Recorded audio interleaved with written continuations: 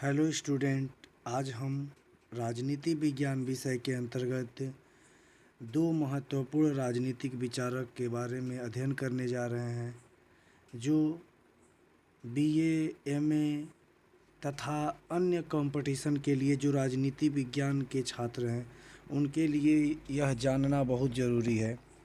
तो बच्चों, आप लोगों के बीए, एमए की परीक्षा में यह पूछने वाला अत्यंत महत्वपूर्ण प्रश्न है जो भविष्य के लिए बहुत ही फ़ायदेमंद है वीडियो। तो बच्चों, चलो आप लोग को बताते हैं कि वो राजनीतिक विचारक कौन है जिसके बारे में हम लोग अध्ययन करने जा रहे हैं। तो देखिए बच्चों, वह हैं विचारक सुकरात और प्लेटो। अब तक हम लोग राजनीति विज्ञान के जनक के रूप में अरस्तु को जानते थे। उसके पहले इन लोगों के नाम के बारे में सुने थे। जैसे कि हम लोग के तो अभी तक बताया गया कि राजनीति विज्ञान के जनक अरस्तु है, और अरस्तु से पहले भी लोग विचारक थे लेकिन उनको जनक नहीं माना गया। तो उसी में से है एक प्लेटो और सुकरात। जो राजनीति विज्ञान कहें तो यहीं से प्रारंभ होती है। जो राजनीति विज्ञान विषय है वो इन्हीं लोगों से प्रारंभ होती है। तो इसलिए ये महत्वपूर्ण हमारे विचारक राजनीति के बन जाते हैं। इसमें से एक एक करके हम दोनों लोगों को पढ़ेंगे, जिसमें से पहला है सुकरात। देखिए बच्चों, सुकरात जो है, सुकरात के बारे में हम लोग जानेंगे कि सुकरात कौन था। देखिए, सुकरात एक प्राचीन यूनानी दार्शनिक थे। ठीक है, मतलब कहने का मतलब कि जो प्राचीन यूनान था जहाँ पर राजनीति विज्ञान की जन्म होती है, वहीं के ये विचारक थे, जिनका जन्म 469 ईसा पूर्व में होता है तथा इनकी मृत्यु होती है 399 ईसा पूर्व में। ठीक है बच्चों, सुकरात जो थे वो प्लेटो के गुरु और मार्गदर्शक के रूप में जाने जाते थे। सबसे ज़्यादा इम्पोर्टेंस यही बन जाता है कि जो सुकरात थे वो प्लेटो के गुरु के रूप में जाने जाते थे और प्लेटो के मार्गदर्शक के रूप में जाने जाते थे। उसके बाद है कि सुकरात को अपने नगर राज्य एथेंस सत्ता विरोधी विचारों के कारण मृत्यु दंड दिया गया था। जो सुकरात थे वो सुकरात जब यूनान में थे तो वो एक अपना ज्ञान के प्रसार कर रहे थे, और वह ज्ञान का प्रचार प्रसार था राजा के विरुद्ध तर्क करना सिखाना। क्योंकि राजा जो उस समय राजतंत्र था, यूनान में किसी प्रकार की स्कूली व्यवस्था नहीं थी, शिक्षा व्यवस्था नहीं थी, तो राज्य के विरुद्ध ये लोग तर्क दे रहे थे और राज्य के बारे में ये बता रहे थे, जिसके कारण सुकरात का नगर जो एथेंस था उसमें सत्ता विरोधी विचार, मतलब कहा गया कि जब राजा को ये बात पता चली कि राजा के विरुद्ध सुकरात बता रहे हैं तो उनको सत्ता विरोध के कारण मृत्यु दंड दिया गया, जहाँ पर उनको विष दिया गया, जहर का प्याला 399 ईसा पूर्व में, और उनको मार दिया गया। मतलब कि उनको जहर का प्याला का सज़ा दिया गया, मृत्यु दंड का सज़ा दिया गया। इसके बाद है कि जब सुकरात मृत्यु दंड मिला था तो उन्हें भागने का पूरा मौका था। सुकरात जब जेल में जाते हैं और उनको मृत्यु दंड की सज़ा मिलती है तो उनके पास तमाम मौके होते हैं भागने के लिए, लेकिन उन्होंने भागने से इनकार कर दिया। क्यों? क्योंकि कहा था कि अगर मैं भाग जाता हूँ जेल से तो जो हमारे विचार हैं वो मर जाएंगे, क्योंकि लोग कहेंगे कि ये गलत है, क्योंकि कर्तव्य होता है राज्य का पालन करना। अगर मैं भाग जाता हूँ तो लोग हमें मान लेंगे कि हाँ ये अपराधी था तभी भाग गया, लेकिन अगर मैं जहर का प्याला पी ले रहा हूँ तो मेरे विचार अमर हो जाएंगे और मैं हमेशा के लिए लोगों की नज़र में अमर बन जाऊँगा। ठीक है, सुकरात इसी बातों को लेकर जहर का प्याला पिया और उनकी मृत्यु हो जाती है। सुकरात की मृत्यु जब होती है तो सबसे ज़्यादा दुख पड़ता है तो वो तो है तो प्लेटो, क्योंकि प्लेटो उस समय छत्र छाया में उनके अध्ययन कर रहा होता है और प्लेटो उसका शिष्य रहता है। सबसे ज़्यादा अगर दुख किसी को होता है तो प्लेटो का होता है, और प्लेटो लोगों को घूमकर मुफ्त में शिक्षा दिया कर। प्लेटो कहता था कि जो लोग सुकरात, यहाँ पे गलती हो गया, सुकरात लोगों को घूमकर मुफ्त में शिक्षा दिया करता था, जिसका पैसा नहीं लेता था, इसीलिए वो सोफिस्ट नहीं था। ठीक है, यहाँ सुकरात होगा बच्चों। ठीक है, सुकरात के बारे में ये कहा जाता है कि वो घूम घूम कर वो भी शिक्षा दिया करते थे लोगों को, मतलब छात्राओं को इकट्ठा करके शिक्षा दिया करते थे, क्योंकि यूनान में उस समय विद्यालय थे नहीं। लेकिन बस सोफिस्ट, यहाँ पर शब्द है सोफिस्ट। सुकरात पैसा नहीं लेते थे। देखिए, एक सोफिस्ट का मतलब होता है बुद्धिमान व्यक्ति। ये विदेशी लोग थे जो यूनान में आए थे शिक्षा बांटने के लिए। यूनान मतलब एथेंस में घूम घूम कर शिक्षा दे रहे थे, इसके बदले वो लोग पैसा ले रहे थे। लेकिन सुकरात भी वही काम कर रहे थे, शिक्षा बांट रहे थे, लेकिन शिक्षा के जगह पर वो पैसा नहीं ले रहे थे, इसीलिए उनको सोफिस्ट नहीं कहा गया। तो वो एक यूनानी नागरिक थे। ठीक है, फिर एक सुकरात का विचार था कि सत्य ही ज्ञान है और असत्य पाप है। सुकरात का जो सबसे इम्पोर्टेंस था वो कहता था कि सत्य ही ज्ञान है, जो सच्चाई है वही ज्ञान है, और जो असत्य है वो हमेशा के लिए पाप है। फिर सुकरात रातों रात महान, मतलब सुकरात के बारे में महानता का चर्चा हम लोग क्या करें। सुकरात के बारे में जो नहीं जानता है वो कुछ नहीं जानता है। सुकरात बहुत विद्वान व्यक्ति थे। सुकरात के बारे में कहा जाता है कि सुकरात से जब पूछा गया कि आप क्या जानते हैं, मतलब सुकरात अपने ज्ञान को लेकर कभी घमंड नहीं किए, इसीलिए तो सुकरात हमेशा कहते थे कि बस मैं यह जानता हूँ कि मैं कुछ नहीं जानता। सुकरात ने कभी अपने ज्ञान पर घमंड नहीं किए, इसीलिए इतना महान हो गए। सुकरात ने कहा कि बस मैं ये जानता हूँ कि मैं कुछ नहीं जानता, और यही उनकी महानता झलकती थी। ठीक है, अब चलते हैं हम लोग प्लेटो। प्लेटो जो विचारक है, सुकरात के बाद प्लेटो आते हैं हमारे राजनीतिक सिद्धांत में। और प्लेटो जिसको हम लोग अरस्तु के गुरु के नाम से जानते हैं। अरस्तु के गुरु का मतलब जानते हैं कि अरस्तु राजनीति शास्त्र का जनक है और उसका गुरु प्लेटो थे। तो प्लेटो के बारे में जाने, तो प्लेटो का जन्म 428 ईसा पूर्व प्राचीन यूनान के नगर एथेंस में होता है। ये भी प्राचीन यूनानी विचारक थे और राजनीतिक दार्शनिक थे, जिनका जन्म होता है प्राचीन यूनान के नगर एथेंस में। उनका मूल नाम एरिस्टोक्लीज था। जी सीधे आप लोग से प्रश्न यही पूछता है कि प्लेटो का मूल नाम क्या था, एरिस्टोक्लीज। उसके चौड़े कंधे के कारण लोग प्लेटो नाम दिया करते थे। जो प्लेटो का कंधा था वो चौड़ा था, जिसके कारण उसका नाम प्लेटो पड़ा। सुकरात ने भी इसको नाम दिया था। उसे अफलातून के नाम से भी जाना जाता है। कई बार पूछ जाता है कि अफलातून का मतलब क्या है, तो अफलातून के एक प्लेटो को ही अफलातून कहते हैं, जो अरबी भाषा है। ठीक है, तो आप लोग कंफ्यूज मत होइएगा। पूछेगा कि अगर अफलातून किससे संबंधित है तो याद रखिएगा प्लेटो। प्लेटो का ही नाम अफलातून है। वह एक कुशल दार्शनिक विचारक था जो सुकरात का शिष्य था। कहा जाता है कि वह एक कुशल दार्शनिक विचारक था, और क्या था, एक सुकरात का शिष्य था। दो नाम जुड़ते हैं, एक तो दार्शनिक था, कुशल दार्शनिक, और एक सुकरात के शिष्य।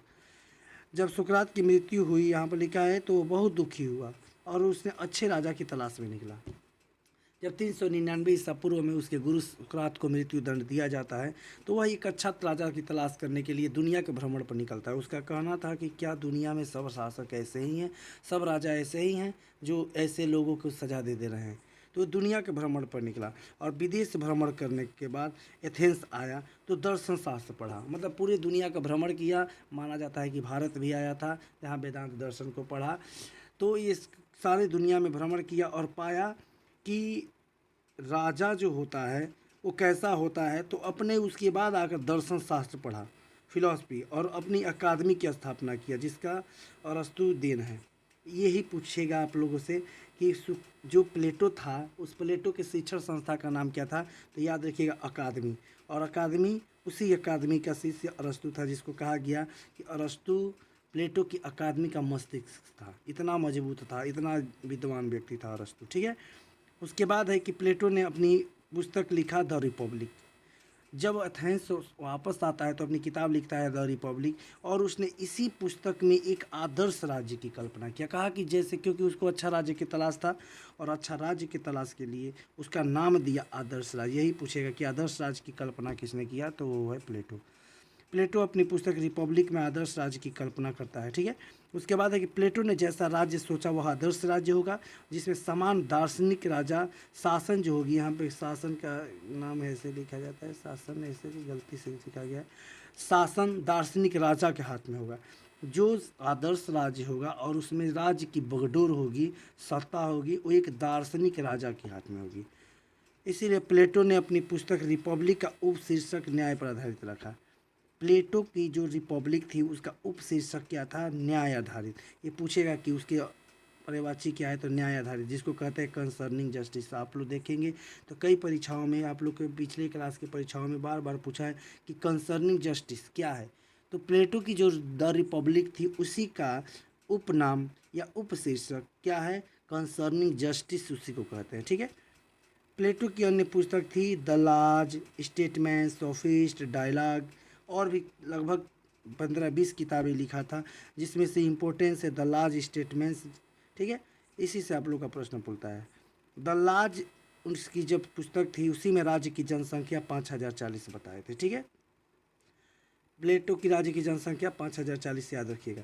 फिर है कि प्लेटो ने न्याय का आधार आत्मा के 3 गुण बताया। प्लेटो ने न्याय का आधार कहा था कि आत्मा के 3 गुण होते हैं। मतलब हर व्यक्ति की जो आत्मा होती है उसमें 3 गुण निवास करती है। एक होती है विवेक, एक होती है साहस और एक होती है धैर्य। मतलब धैर्यवान होता है एक व्यक्ति, शौर्य जिसको कहते हैं, या साहस और विवेक। कहता है कि व्यक्ति के अंदर 3 गुण होते हैं और वो कहता है कि वो व्यक्ति में कोई एक ही गुण प्रधान होते हैं, मतलब कि बृहद, मतलब कह रहा है कि बृहद होते हैं, या तो विवेकी होगा, या तो साहसी होगा, या तो धैर्य होगा। इसीलिए प्लेटो कहता था कि राज्य व्यक्ति का बृहद रूप है। कहता था कि व्यक्ति में बृहद रूप होता है क्योंकि आत्मा के 3 गुण बृहद होते हैं। मतलब कहता था कि अगर किसी व्यक्ति में विवेक है तो उसे राज्य का शासन बिगडोर संभालनी चाहिए। साहस जिसके है वो सैनिक बनेगा और जिसके अंदर धैर्य है वो उत्पादन करेगा। ठीक है, इसीलिए कहा था कि बृहद रूप, कहा था कि मतलब बृहद बृहद रूपों से मिलकर राज्य बना है, वही कहता था कि आत्मा के गुण। ठीक है, 3 गुण होते हैं। ठीक है, तो याद हो गया, क्लियर हो गया ना कि इसको ध्यान रखिएगा कि आत्मा के 3 गुण के आधार पर उसने कर्तव्य बांटे। कहे कि देखिए राजा का भ्रष्ट होने का कारण यही है, राज्य में समस्या होने का कारण क्या है कि अयोग्य लोगों को बैठा दिया जा रहा है किसी अन्य पद पर। तो कहता है कि विवेक जब है तो विवेक को वाले को शासक बना दीजिए, और जिसके अंदर साहस है, लड़ने की क्षमता है, उसको सैनिक बना दीजिए। जो धैर्यवान है उसको उत्पादन में लगा दीजिए। हो सकता है कि इसी गड़बड़ी के कारण आप पद गलत दे रहे थे तो वो भ्रष्ट हो जा रहा था शासन। कहा कि ये 3 गुण होते हैं, उस 3 गुण में कोई एक प्रधान होता है और इस प्रधानता के आधार पर उसको कर्तव्य बांट दीजिए, वर्ग में बांट दीजिए राज्य को, वो सक्सेस हो जाएगा, मतलब हो जाएगा सफल। फिर उसने कहा परिवार। प्लेटो ने परिवार तथा संपत्ति के संबंध में सिद्धांत दिया जिसे साम्यवाद का सिद्धांत कहा जाता है। प्लेटो जो था वो संपत्ति और परिवार के संबंध में एक स्टेटमेंट दिया, एक विचार दिया जिसको कहा गया साम्यवाद। और साम्यवाद का मतलब उसने कहा, इस साम्यवाद में कहा कि राजा का न तो परिवार होगा और न तो निजी संपत्ति होगा। देखिए कहता है प्लेटो कि देखिए 2 चीज़ होते हैं जो व्यक्ति को लालच और मोह माया में डाल देते हैं। एक होता है परिवार जो मोह में डाल देता है, और एक होता है संपत्ति जो लालच में डाल देता है। यही 2 चीज़ है जो लोगों को भ्रष्ट करते हैं। प्लेटो करता है कि साम्यवाद होनी चाहिए। साम्यवाद का सिद्धांत कहता है कि मतलब राजा जो होगा उसके पास अपना निजी संपत्ति और निजी परिवार नहीं रहेंगे, क्योंकि अगर निजी संपत्ति रहेगा तो उसी लालच में भ्रष्टाचार होगा, और परिवार रहेगा तो वो मोह में आकर गलत काम कर देगा। इसीलिए कहा कि ये काम इसको मुक्त कर दीजिए, राजा के पास नहीं रहेगा। ठीक है, प्लेटो ने अपना विचार में शिक्षा का भी सिद्धांत प्रस्तुत किया। ठीक है, प्लेटो ने अपना शिक्षा संबंधी सिद्धांत दिया। उसका जैसे प्लेटो का जो न्याय था, जैसे अभी कहा है ना कि न्याय, विवेक, साहस और तृष्णा, ये 3 चीज़ें हैं ना, विवेक, साहस और तृष्णा, 3 गुण बताया था। वो कहा था कि देखिए कैसे जानेंगे कि लोग कि कौन योग्य है विवेक के और कौन साहसी है, कौन धैर्यवान है, इसको जानने के लिए उसने शिक्षा का सिद्धांत प्रस्तुत किया। ठीक है, प्लेटो ने कहा कि शिक्षा का सिद्धांत से ही आत्मा के गुणों की पहचान होगी जिसके आधार पर कर्तव्य दिए जाएंगे। उसने कहा ये आत्मा के 3 गुण हैं, इसको पहचानने का तरीका शिक्षा है। यानी शिक्षा में ही क्या कर रहा था, शिक्षा में उसने कहा कि शिक्षा ही है वो पहचानेगी। ठीक है, इसीलिए दार्शनिक राजा 35 वर्ष तक की शिक्षा ग्रहण करेगा, उसके बाद 15 वर्ष देश का भ्रमण करेगा, तब जाकर शासक बनेगा। उसने कहा कि राजा जो होगा वो 50 वर्ष तक का शिक्षा लेगा, यानी 35 वर्ष तो शिक्षा लेगा, 15 वर्ष भ्रमण करेगा, तब जाकर वो शासक बनने योग्य होगा। रूसो ने शिक्षा पर इतना बल दिया कि रिपब्लिक को शिक्षा पर रूसो ने क्या कह दिया, रिपब्लिक को शिक्षा पर लिखा गया महान ग्रंथ कह डाला। ठीक है, उसके बाद शिक्षा को 3 चरण में बांटा उसने, प्रथम 20 वर्ष, दूसरी 30 वर्ष, तृतीय 35 वर्ष। यानी कहा कि प्रथम चरण में 20 वर्ष पर एक परीक्षा होगी और 20 वर्ष पर जो फेल हो जाएगा उत्पादन करेगा। द्वितीय वर्ष पर एक और परीक्षा होगी जिसमें दूसरे वर्ष में 20 से चालू होगा, 30 वर्ष तक जो पढ़ाई होगी सैन्य शिक्षा की होगी, और वहाँ पर जो फेल हो जा रहा है, मतलब कि वहाँ से जिसकी कंप्लीट हो रहा है वो सैनिक बन जाएगा, यानी साहस की योग्यता का परख हो जाएगा। और जो वहाँ पास हो जाएगा वो 35वां वर्ष में 30 से 35 वर्ष तक यहाँ लिखे हैं ना शिक्षा ग्रहण करेगा, जिसमें उसने दर्शन की शिक्षा पढ़ेगा, दर्शन शास्त्र पढ़ाया जाएगा, और दर्शन शास्त्र पढ़ने के बाद यहाँ पर उसकी पढ़ाई कंप्लीट होगी और 15 वर्ष तक के लिए क्या हो जाएगा, देश भ्रमण पर निकलेगा, और देश भ्रमण करके आने के बाद उसको राज्य की जिम्मेदारी दी जाएगी। तो बच्चों ये था प्लेटो का सिद्धांत और प्लेटो और सुकरात के बारे में कुछ बेसिक जानकारियाँ जो आप लोगों की परीक्षा के लिए बहुत महत्वपूर्ण है। इसको एक एक यूनिट को बढ़िया से पढ़ लीजिए। धन्यवाद बच्चों।